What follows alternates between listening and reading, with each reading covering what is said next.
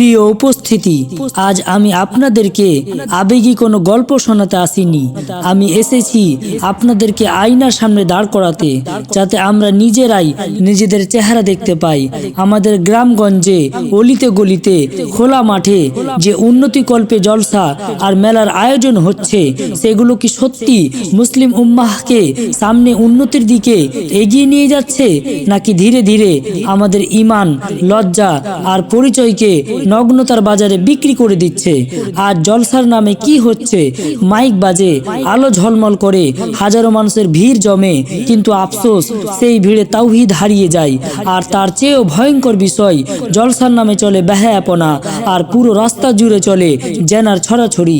যুবক যুবতীদের অবাধ মেলামেশা, পর্দার সীমা ভাঙা, হাসি ঠাট্টা, দৃষ্টি ও আচরণের লাগাম ছাড়া দৃশ্য, সব কিছুকে বলা হচ্ছে সাধারণ ব্যাপার।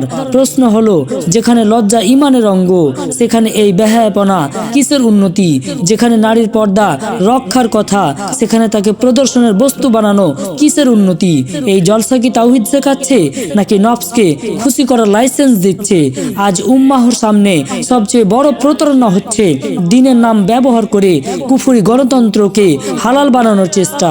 যাদেরকে সাইখুল রাহবার বলে মঞ্চে বসানো হয়, তারা দিনের পর দিন, বছরের পর বছর কুফরি গণতন্ত্রের পক্ষে মেহনত করে যাচ্ছে। প্রশ্ন হলো, এই একই দিন প্রচার করার উদ্যম, এই একই মেহনত, এই একই আবেগ শেষ কবে তারা খিলাফা কায়েমের জন্য দেখিয়েছে? জানা আছে কি কারো? এরা বাস্তবে মাইকিং পর্যন্ত সীমাবদ্ধ। মিম্বরে উঠে আগুন ঝরানো ভাষণ, ক্যামেরার সামনে চোখ ভেজানো বক্তব্য, তাদের বক্তব্যের আলোচনা সালাত, সিয়াম, হজ, যাকাত আর ব্যক্তিগত আমলে সীমাবদ্ধ। তাদের আলোচনায় কোনো রাষ্ট্রীয় ইসলামী বক্তব্য পাবেন না, জিহাদ ফি সাবিলিল্লাহর কোনো আলোচনা পাবেন না।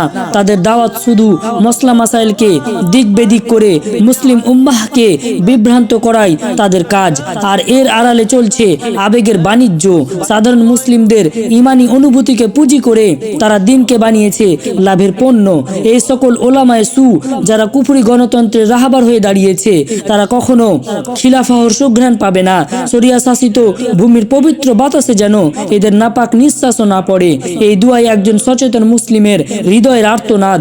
অন্যদিকে আমাদের ওলামায়ে হক, যারা আপোসকামী নয়, গণতন্ত্রকামী নয়, বরং তাওহীদপন্থী ও কুফরি গণতান্ত্রিক আকীদায় অটল নয়, বরং খিলাফা কায়েমে সর্বদাই অটল। তাদের মেহনত নীরব কিন্তু অত্যন্ত গভীর। তাদের দাওয়াত ক্যামেরার জন্য নয়, আল্লাহর সন্তুষ্টির জন্য। তাদের প্রচার শোরগোল নয়, বরং ঈমানের ভিত শক্ত করার কাজ। আজ যে তরুণ সমাজ তাওহীদের পথে ফিরছে, শিরকের ভয়াবহতা চিনছে, হক ও বাতিল আলাদা করতে শিখছে, এটা কোনো হঠাৎ ঘটনা নয়। এটা বছরের পর বছর ধরে চলা হক্কানি ওলামায়ে কেরামদের ত্যাগ, ধৈর্য ও নীরব মেহনতের ফল। আল্লাহ সুবহানাহু ওয়া তাআলা আমাদের ওলামায়ে হক এর মেহনত কবুল করুন। আল্লাহ তাআলা তাদের তাওহীদ দাওয়াতের কাজকে অটল রাখুন, আর উম্মাহকে কুফরি ব্যবস্থা ও তার দালালদের ফিতনা থেকে হেফাজত করুন। আমিন।